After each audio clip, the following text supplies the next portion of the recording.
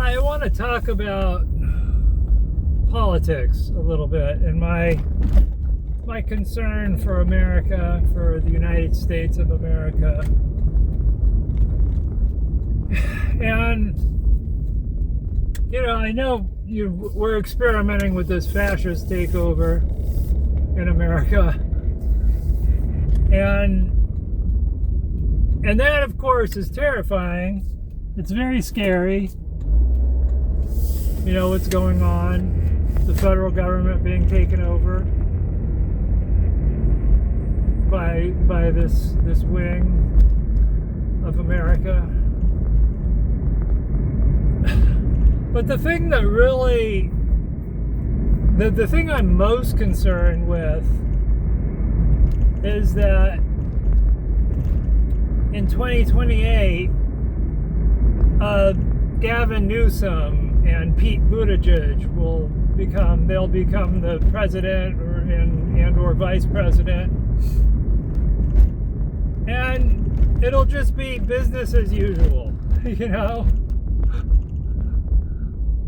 be just the continuation of the corporate democratic machine, the democratic oligarchic industrial complex, which is the kinder and gentler version of the oligarchy, whereas the Republicans are the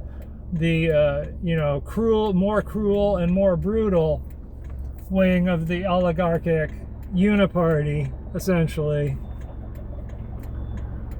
And if Facebook is any indication, that's very possible. It's very possible that the Democratic primary voters will continue to get hoodwinked and continue to vote for corporate Democrats.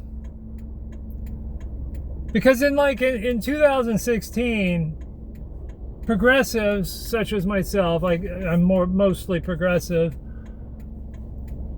we warned other Democrats that this is a populist moment, an economic populist moment. People are hurting between the vice of high costs and low wages and turning the screws in this vice.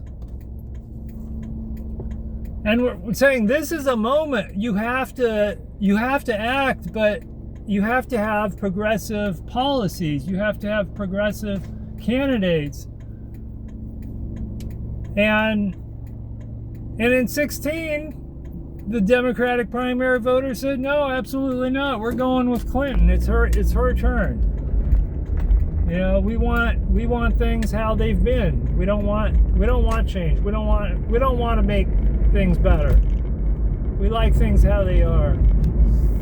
And in 2020, the same fucking thing happened. It would be, in 16 you could give them some grace. Okay, there you go.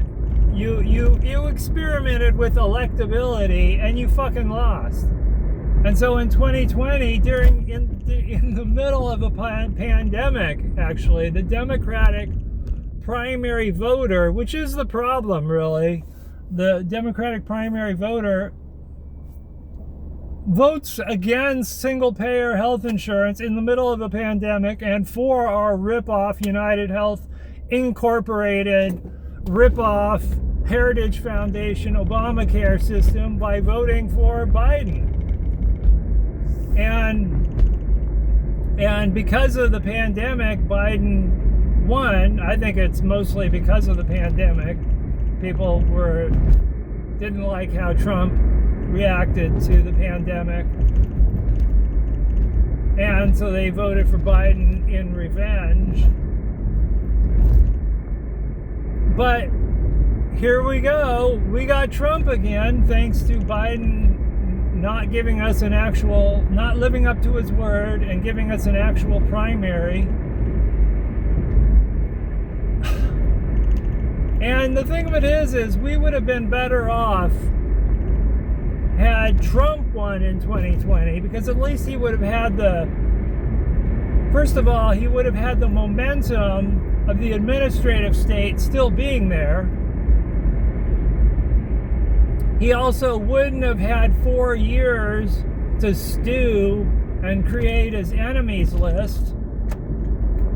And lastly, he'd be fucking gone now. Oh, and a third, not last, a third is that the Supreme Court, if Trump lives to 2028, the Supreme Court might give him a third term because the argument is going to be no, the term limits is on consecutive terms.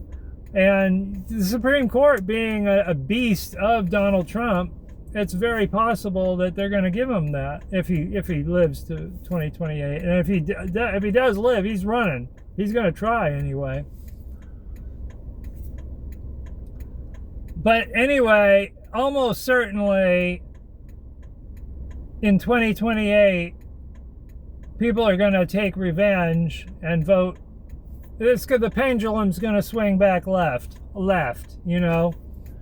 And if the Democratic primary voter puts a corporate Dem in the nominee position, they may make it 8 years, but then we're going to swing back to the right, and it'll be Tucker Carlson and MTG or something like that. And it's just going to be, we're just going to keep veering more towards the fascism side of this experiment, this American experiment. And I keep wondering, when the fuck is the Democratic primary voter gonna wake the fuck up? I know that a third, I'm guessing about a third of the primary voting bloc in the Democratic primary are progressives, and a third of them are 6 and 7 figure libs who secretly would rather have Trump than a Sanders because they like their tax cuts and they can always fly to France or California or whatever to get their abortions or whatever. They're good.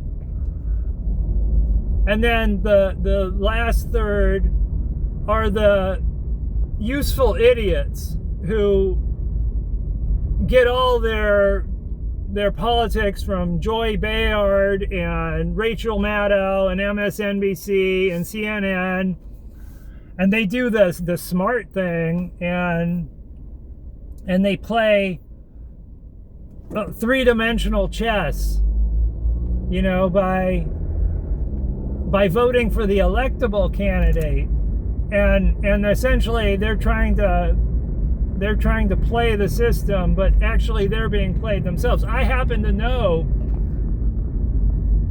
one of these MSNBC pills, liberals. She's on food stamps, or were when we still had food stamps. But she didn't vote for Bernie Sanders in 2016 or in 2020. She voted for the corporate Democrat because she did what Rachel Maddow told her to, and Joy Behar. You know, and they're so stuck in the dichotomy of Trump bad, Clinton good, Trump bad, Biden good, Trump bad, Obama good. They're better, but are they better? They're better because clearly I would rather have had Clinton win in 2016 and Biden win in 2020 and Harris in 2024. Of course, I'd rather, you know, because the America would be less of a dumpster fire. But these people create the foundation, the launch pad for the next Republican takeover and dismantling of institutions and all their crimes and all that stuff. So, you know, it's hard to say that they're actually better because it's kind of like, it's like a relay race to the bottom. And yeah, we're not falling as fast when a corporate Democrat is at the helm. But they set the stage. And look at what Biden did. He basically gave Trump a pass. He allowed him, he sat on his ass. First of all, he appointed a Republican to be Attorney General, Merrick Garland. And then they both just sat on their ass for 2 years. So justice was delayed, and lo and behold, it was denied. Who would have fucking guessed that there was like a cliche about that?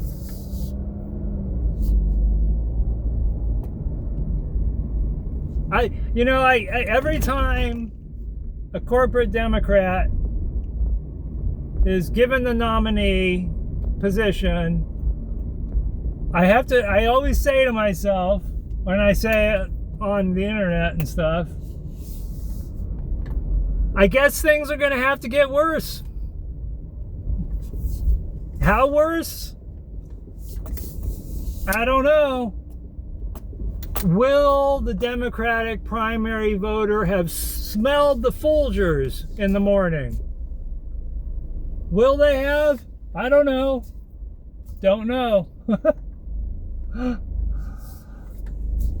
But I'll tell you one thing.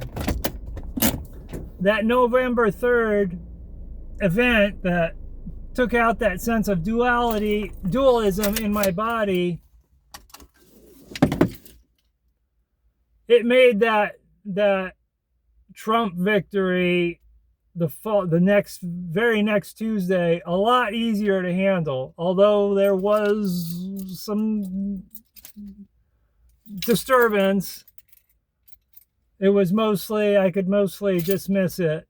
So I've been taking it in stride, but I'm pretty laser focused that as bad as the Republicans are, the Democrats, the corporate Democrats, the Clintons, the anti-New Deal Democrats, these people set the stage for the next disaster. When is America gonna vote for good rather than the lesser of two evils? I don't know. All right, enough about that. I don't know if anybody's gonna like what this video was about. All right, talk to you later.